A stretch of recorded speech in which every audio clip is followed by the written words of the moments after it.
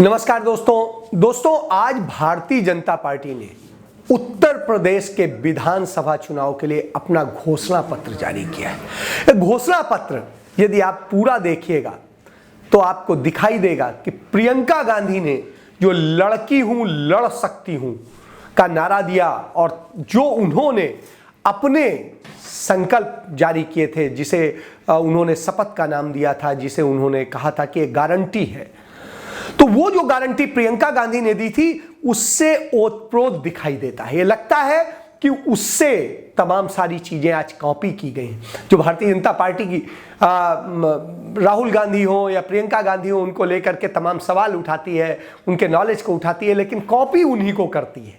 और इसका ये उदाहरण है। इसे मैं आपको बताता हूं कि क्या स्थिति हुई है। भारतीय जनता पार्टी ने जो घोषणा पत्र जारी किया है उसमें सबसे पहला महिलाओं के लिए किया, कहा कि 60 वर्ष की महिलाओं को मुफ्त परिवहन सुविधा मिलेगी, यात्रा की सुविधा मिलेगी। आपको याद होगा कि पंजाब में 2017 के चुनाव में कांग्रेस पार्टी ने महिलाओं के लिए, सभी महिलाओं के लिए मुफ्त बस यात्रा की सुविधा दी है, लेकिन उत्तर प्रदेश में उसके पार्ट को 60 वर्ष से ऊपर की उम्र की महिलाओं को, 60 और 60 वर्ष से ऊपर की महिलाओं को मुफ्त घोषणा की है। फिर उन्होंने उज्ज्वला सिलेंडर के नाम पे की है। प्रियंका गांधी ने कहा था हम 5 सिलेंडर मुफ्त देंगे और जिससे कि पूरे साल आप आराम से अपना खाना बना सकें, आपको उसके लिए परेशान ना होना पड़े, आप मैनेज कर सकें कि सरकार आपको इतना सहयोग देगी। और इन्होंने क्या किया है, कहा है कि हम 2 सिलेंडर देंगे, तो 2 सिलेंडर, एक होली पे एक दीपावली पे। इसके बाद में इन्होंने कहा है 2 करोड़ टैबलेट देंगे, स्मार्टफोन देंगे, टैबलेट या स्मार्टफोन दोनों में से कुछ देंगे। तो अब 2 करोड़ लोगों को देंगे। आप ये समझ सकते हैं जो मतदाता हैं उनको किस तरीके से प्रभावित करने की स्थिति, कि उनको किस तरह से करेंगे।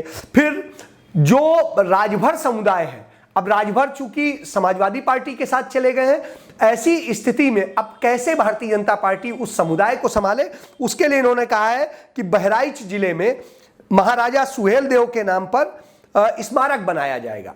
अब स्मारक से सुहेलदेव समाज के लोगों को क्या मिलेगा इसका कुछ नहीं पता है, सिर्फ एक स्मारक बना दिया जाएगा। हालांकि उनका अभी भी बना हुआ है, कोई नई चीज नहीं होने जा रही है, उसे एक ब्यूटीफाई करेंगे। इसके बाद में आप ये देखिए, उन्होंने अपने संकल्प पत्र में कहा है किसानों को मुफ्त सिंचाई की सुविधा देंगे।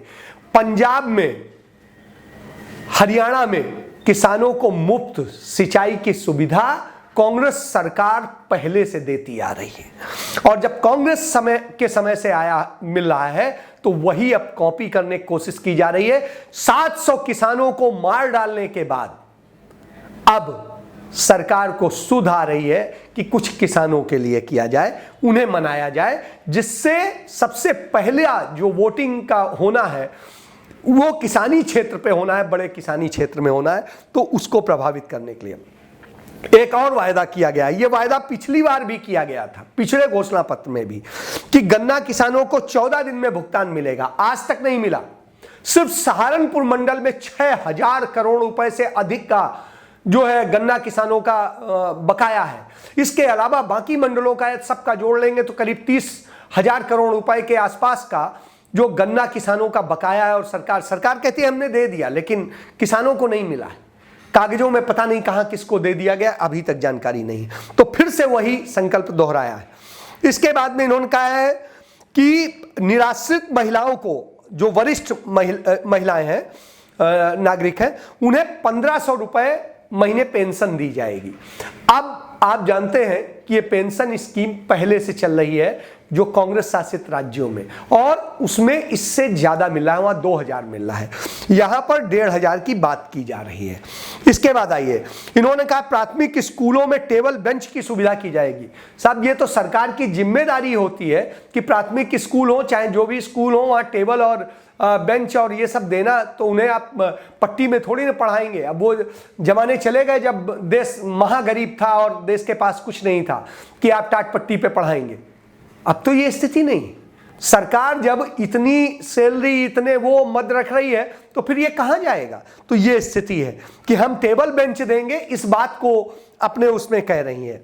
इसके बाद में इन्होंने कहा हर मंडल में एक कम से कम विश्वविद्यालय हो, इसकी व्यवस्था करेंगे। अभी भी तमाम सारे मंडलों में है, तमाम में नहीं।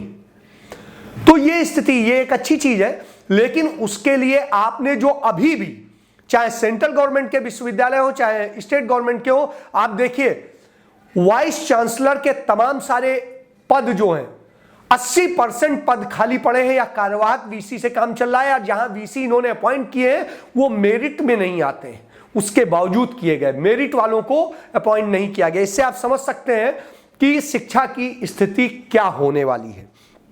इसके बाद में एक भाजपा ने वायदा किया है, संकल्प पत्र कहते हैं ये, इसको संकल्प क्या किया है, हर परिवार को कम से कम एक रोजगार प्रदान करेंगे। रोजगार की बात पे यदि आप बात करेंगे तो हंसी आती है इन पर। नरेंद्र मोदी ने 2014 के घोषणा पत्र में कहा था कि हम हर साल 2 करोड़ लोगों को रोजगार देंगे, और 2 करोड़ छोड़िए 5.5 करोड़ लोगों को बेरोजगार कर दिया, और जिनको रोजगार देना था वो नहीं दे सके। पद खाली पड़े हैं। आज पूरे हिंदुस्तान की यदि बात करेंगे तो आज पूरे हिंदुस्तान में करीब 2 लाख पद सरकारी नौकरियां खाली पड़ी हुई हैं, और 2 लाख पद खाली हो और लोगों को आप नौकरी न दे रहे हो तो आप समझ सकते हैं कि आप क्या कहने जा रहे हैं। अब आप और एक चीज देखें, उन्होंने कहा एम्बुलेंस और एमबीबीएस की सीटों को 2 गुना करेंगे। एम्बुलेंस 2 गुना करेंगे, एमबीबीएस के जो अभी एम्बुलेंस चल रही हैं उनके ड्राइवरों को आप पैसा नहीं दे रहे हैं, वो खड़े हो जाते हैं। तमाम सारी और चीजें हैं जो अखिलेश यादव ने शुरू की थी एम्बुलेंस सर्विस को एक बहुत अच्छे ढंग से, वो भी बर्बादी की स्थिति में है। तमाम डॉक्टर हड़ताल कर रहे हैं कि उनको उनका मानदेय नहीं मिल रहा है, सैलरी नहीं मिल रही है, और बहुत सारी चीजें हैं। तो ये सारी चीजें सामने खड़ी हैं। मेडिकल कॉलेजों में प्रोफेसर्स, डॉक्टर्स, लेक्चरर्स नहीं है। दूसरे और अस्पतालों में यही स्थिति है। जहां जब ऐसी स्थिति हो तो आप 2 गुना 3 गुना करने की बात क्या करते हैं, आप नौकरी नहीं दे रहे हैं जब उनको। तो ये स्थिति है। अब ये अपने एजेंडे पे एक और आते हैं कि अभी जैसे चल रहा है कि 80 करोड़ लोगों को पूरे देश में मुफ्त अनाज दिया जा रहा है। शिकायत यह है कि वो सड़ा अनाज मिल रहा है, बहुत सारी चीजें हैं। इतनी शिकायतों के बाद जब अब चुनाव आ गया है तो कुछ चीजें दिखानी भी हैं। तो उन्होंने कांग्रेस और जो तमिलनाडु में सरकार है डीएमके के साथ, उस सरकार ने अन्नपूर्णा कैंटीन बनाई हुई है, और इसी तरीके से कांग्रेस के शासित महाराष्ट्र में भी अन्नपूर्णा कैंटीन बनी हुई है। अन्नपूर्णा कैंटीन राजस्थान में भी चल रही है, छत्तीसगढ़ में भी चल रही है। तो आप समझ सकते हैं कि अन्नपूर्णा कैंटीन बनाने की इन्होंने बात की, जहां सस्ते दर पे किसान गरीबों को खाना मिल सकेगा। तो आप ये समझिए कि उसको कॉपी कर रहे हैं। अब ये अपना इनका एजेंडा क्या है, हिंदू मुस्लिम कैसे किया जाए, इसके लिए इन्होंने कहा है लव जिहाद रोकने के लिए 10 साल की सजा का प्रावधान करेंगे और 1 लाख जुर्माने का करेंगे। साहब 10 लाख करेंगे। आज तक तो लव जिहाद में किसी को सजा हो नहीं पाई। जो इतने दिनों में आपने किया उसमें कुछ हो नहीं पाया। जो एफआईआर दर्ज की वो कहीं पर भी एग्जिस्ट नहीं कर पाई। तो ऐसी स्थिति में चंद दिनों तक जेल में डाल के और उसके बाद में फिर गलत मुकदमा साबित होने का ये पुराना इतिहास है। आप इस चीज को समझ सकते हैं कि जैसे देश का जब 2014 के चुनाव के पहले 3 साल तत्कालीन सरकार पर करप्शन के तमाम चार्जेस लगाए गए थे, तमाम आरोप लगाए गए थे और सारी चीजें हुई थी, उस सरकार में तो यह एक नैतिकता थी कम से कम कि उसने अपने खिलाफ लगे आरोपों पर एफआईआर दर्ज करके जांच कराई, और उस जांच जो कंप्लीट हुई है वो नरेंद्र मोदी के शासन में कंप्लीट हुई है, और उसमें सारे कोर्ट में गलत पाए गए। पाया गया कि कोई भी आरोप सही नहीं था, सारे मनगढ़ंत आरोप थे, और इस बात को आरोप लगाने वालों ने भी मान लिया। खुद विनोद राय जो कैग थे उन्होंने मान लिया कि उन्होंने तो एक ऐसे ही असेसमेंट किया था, वो जुमला था। तो आप समझ सकते हैं कि क्या स्थितियां हैं। इसके बाद आइए, संकल्प पत्र में एक है गुंडे, अपराधी और माफियाओं के खिलाफ कार्यवाही दृढ़ता से आगे रखेंगे। वो आप कर रहे हैं। पिक एंड चूज का चल रहा है कि किसको किसको मारना है और किसको नहीं मारना है और क्या करना है, ये आपके सामने है। तहसील दिवस पर जो है जारी रखेंगे जनता का तो आप ये समझिए तहसील दिवस आज से नहीं मन रहा है, जाने कितने सालों से हो रहा है, ये कोई नई चीज नहीं है। फिर इसके बाद में उन्होंने कहा है 18 मंडलों में एंटी करप्शन का ऑर्गेनाइजेशन बनाएंगे। तो आप साहब, करप्शन तो कई गुना बढ़ चुका है इस सरकार में, और उसके बाद में आप कहते हैं ये बनाएंगे, तो आप समझ लीजिए। इसके बाद में मेरठ के लोगों को खुश करने के लिए मेरठ में कोतवाल धन सिंह गुर्जरों को खुश करने के लिए अत्याधुनिक पुलिस ट्रेनिंग सेंटर बनाएंगे। तो साहब ये है। इसके बाद में इन्होंने कहा है 1000 करोड़ की लागत से नंद बाबा दुग्ध परियोजना शुरू करेंगे। आप समझ सकते हैं इन्होंने आज तक जितनी परियोजनाओं का जिक्र किया है, कोई भी जमीनी हकीकत में 5 साल में नहीं आ पाई है, तो यह बात समझी जा सकती है। इसके बाद में इन्होंने प्रियंका गांधी की उस स्कूटी देने वाली योजना पर कहा है कि कॉलेज जाने वाली मेधावी छात्राओं को रानी लक्ष्मीबाई योजना के तहत मुफ्त स्कूटी दी जाएगी। अब आप समझ सकते हैं कि कहां से कॉपी किया जा रहा है। इसके बाद में फिर प्रियंका गांधी का एक कॉपी किया है कि यूपी पीसीएस की परीक्षा में जो नौकरियों में महिलाओं की संख्या दोगुनी की जाएगी। अब आप समझिए कि लड़की हूं, लड़ सकती हूं, तो ये पूरा घोषणा पत्र कहीं ना कहीं प्रियंका गांधी से एक डरा हुआ दिखाई देता है। तो इंसाफ नहीं मिल रहा है, हाथरस कांड पर माफी नहीं मांग रहे हैं, कोविड में मारे गए लोगों की लाशें गंगा में फेंकी गई उस पर माफी नहीं मांगी जा रही है। इसके बाद में जो वोट के लिए बांटने की राजनीति की गई उस पर माफी नहीं मांगी जा रही है, फर्जी इनकाउंटर्स पे माफी नहीं मांगी जा रही है। तो झूठ का एक जहाज खड़ा कर दिया गया है, और इसको लेकर के ममता बनर्जी और अखिलेश यादव ने भी तंज कसा है कि आखिर ये क्या है। तो कुल मिलाकर के आप ये समझ सकते हैं कि जो स्थितियां हैं वो कहीं पर भी आपको खुश करने या खुशहाल बनाने की नहीं दिखाई देती हैं। ये वायदे ज्यादा दिखाई देते हैं, क्योंकि जितने वायदे किए गए हैं उस तरह के वायदे पहले भी किए जाते थे। तो इसलिए आप समझिए कि स्थितियां कहां बदल रही हैं। तो जब यह स्थिति हो तो भारतीय जनता पार्टी के संकल्प पत्र पर विश्वास कौन करेगा, कितना करेगा, और उत्तर प्रदेश की जनता कितना करेगी, यह देखना होगा। तो दोस्तों, आज भारतीय जनता पार्टी का संकल्प पत्र आया तो समाजवादी पार्टी ने भी अपना घोषणा पत्र जारी कर दिया। समाजवादी पार्टी के घोषणा पत्र को आप देखिए, वह भी प्रियंका गांधी से प्रेरित दिखता है। प्रियंका गांधी ने कहा था लड़की हूं, लड़ सकती हूं, लड़कियों को अधिकार मिलना चाहिए।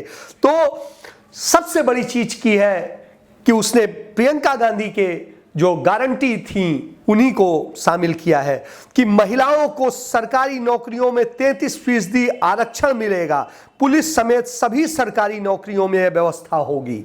तो ये एक बहुत बड़ी चीज है, और इसमें सामान्य वर्ग की जो गरीब महिलाएं हैं उनको भी आरक्षण दिया जाएगा। फिर उन्होंने वुमेन पावर लाइन जो शुरू की थी अखिलेश ने पिछली रिजीम में, उसे फिर से शुरू करके मजबूत बनाने की बात की है, और उसे अब कई मॉडल्स पर प्रस्तुत किया है कि जिस माध्यम से आप चाहें उस पर कॉल करके सहायता ले सकते हैं, जिससे महिलाएं बलात्कार का शिकार न हो। जो स्थिति उत्तर प्रदेश में आज बलात्कारी राज्य की बन गई है वो खत्म हो। लड़कियों को शिक्षा केजी से लेकर पीजी तक, मतलब केजी से पीजी तक की पूरी मुफ्त शिक्षा दी जाएगी, और कन्या विद्याधन योजना को उन्होंने फिर से शुरू करने की बात की है, जिससे कि बच्चियां बहुत अच्छे से पढ़ सके और उन्हें पैसे की कमी ना आ जाए। 12वीं पास करने वाली हर लड़की को 36,000 की एक मुश्त राशि दी जाएगी, जिससे वो तैयारी कर सके। इसके अलावा उसको जो अन्य संसाधन हैं वो दिए ही जाएंगे। महंगाई को लेकर के उन्होंने कहा है कि बीपीएल परिवारों को 2 एलपीजी सिलेंडर मुफ्त दिए जाएंगे साल में। भाजपा ने भी यही वायदा किया है। कांग्रेस ने इसमें 4 सिलेंडर की बात की थी। सभी दोपहिया वाहन मालिकों को प्रति माह 1 लीटर पेट्रोल और ऑटो चालकों को 6 किलो सीएनजी मुफ्त देने की भी बात की है, जिससे कि उनको एक सहयोग मिल सके, एक बचत हो सके। अर्बन एम्प्लॉयमेंट गारंटी एक्ट को मनरेगा की तर्ज पर शुरू करने की बात की है कि शहरों में भी कोई बेरोजगारी से भूखों न मर जाए, इसलिए उसकी भी व्यवस्था की गई है। सामाजिक न्याय की भी व्यवस्था की गई है। समाजवादी पेंशन योजना को फिर से शुरू करने की बात कही गई है। प्रतिवर्ष इसे 18,000 रुपये पेंशन जो है दिए जाने का था। तो इस तरह से करके 1 करोड़ गरीब परिवारों को इससे मदद मिलेगी। इसके अलावा समाजवादी कैंटीन और किराना स्टोर भी शुरू करने की बात है, जिसमें कि 10 रुपए में समाजवादी थाली दी जाएगी खाने के लिए, जिससे कोई गरीब खाने से वंचित न रह जाए। और उसके अलावा उसे सब्सिडाइज दरों पर पूरे राशन और दूसरी चीजें मिलेंगी, जैसे कांग्रेस शासन में पहले राशन की दुकानें होती थीं और उनसे आपको राशन सस्ता मिलता था। इसी तरीके से श्रमिकों के लिए उन्होंने किया है। कानून व्यवस्था को लेकर के बहुत अच्छी वो करी है कि सीसीटीवी और ड्रोन से सर्विलांस की पूरे साल भर में व्यवस्था की जाएगी और जीरो टॉलरेंस की व्यवस्था रहेगी। ये कानून व्यवस्था से कोई समझौता नहीं होगा, चाहे वो जिस पार्टी से हो, जिस भी व्यक्ति से हो, जिस भी तरह का व्यक्ति हो। प्राथमिक शिक्षा को गुणवत्तापूर्ण बनाया जाएगा। इसमें हर जिले में मॉडल स्कूल बनाए जाएंगे और विश्वविद्यालयों की सीटें दोगुनी की जाएंगी और विश्वविद्यालय भी दोगुने किए जाएंगे। इसके अलावा लैपटॉप वितरण योजना भी फिर से 12वीं पास सभी बच्चों के लिए लागू किया जाएगा। स्वास्थ्य सेवा में कैशलेस स्वास्थ्य सर्विस की जाएगी, जिसमें उच्च कोटि की स्वास्थ्य सेवा प्रदान की जाएगी। उद्योगों के लिए सिंगल रूम क्लियरेंस सिस्टम बनाया जाएगा, जिससे उद्योगों की परेशानियां दूर हो और चीजें अच्छी हो, बिजनेस अच्छा जाए। इसके अलावा सार्वजनिक इंफ्रास्ट्रक्चर को मजबूत किया जाएगा। 300 यूनिट बिजली मुफ्त दी जाएगी। क्लीन ड्रिंकिंग वाटर योजना मिशन जो है पूरे हर गांव में लागू किया जाएगा। प्रदूषण की समस्या के निजात के लिए युद्ध स्तर पर तैयारी की जाएगी। फ्री वाईफाई जोन बनाए जाएंगे, ये गांव और शहर दोनों में होंगे। इसके अलावा शहरी विकास में traffic management, drainage system, city forest, प्रदूषण नियंत्रण, वेस्ट मैनेजमेंट और ग्रीन टेक्नोलॉजी को लेकर के शुरू करने का है। House tax and property tax को युक्त संगत बनाया जाएगा, लोगों से लूटा नहीं जाएगा। सरकारी कर्मचारियों के लिए पुरानी पेंशन योजना को बहाल किया जाएगा और इसके साथ साथ जो सबसे बड़ी चीज है वो किसानों के लिए है और किसानों को मुफ्त में सभी फसलों के लिए एमएसपी प्रदान की जाएगी। सभी फसलों में एमएसपी दी जाएगी और गन्ना किसानों को 15 दिन में उनका भुगतान सुनिश्चित किया जाएगा। सभी किसानों को 4 साल के भीतर 2025 तक कर्ज मुक्त बना दिया जाएगा। ऋण मुक्त बना करके उन्हें अत्यंत गरीब किसानों को उसका लाभ दिया जाएगा। सभी लघु और सीमांत किसान जिनके पास 2 एकड़ से कम जमीन है, 2 बोरी डीएपी और 5 बोरी यूरिया मुफ्त दी जाएगी। सिंचाई, बिजली, ब्याज मुक्त लोन, बीमा, पेंशन, ये सभी किसानों को दिया जाएगा। तो किसानों के लिए ये सौगातों वाला घोषणा पत्र है। और हमने देखा है 2012 के अखिलेश के घोषणा पत्र को, उसमें जो वायदे किए गए थे वो लगभग पूरे हुए थे और ये अपने आप में रिकॉर्ड है। जबकि भारतीय जनता पार्टी ने 2017 में जो वायदे किए थे उनमें 5% छोड़ के 95% पूरे नहीं हुए। इसलिए अब यह देखना होगा कि जनता अखिलेश के घोषणा पत्र पर विश्वास करती है या भारतीय जनता पार्टी के संकल्प पत्र पर। इन सब के बीच में जो सबसे ज्यादा महत्वपूर्ण है वो यह है कि प्रियंका के लड़की हूं लड़ सकती हूं के नारे का प्रभाव यह पड़ा है कि दोनों दलों के घोषणा पत्र में लड़कियां इस बार सर्वोच्च पर है, क्योंकि प्रियंका लड़की हूं लड़ सकती हूं के नारे के साथ में नारी सशक्तिकरण को बढ़ाने में सफल हुई है। आज 2014 2017 और 2019 और अब 2022 के चुनाव को हम देखने जा रहे हैं। अब जनता क्या बदलती है, क्या करती है, ये हमारे सामने आएगा और इसके लिए हमें कुछ इंतजार करना पड़ेगा। धन्यवाद।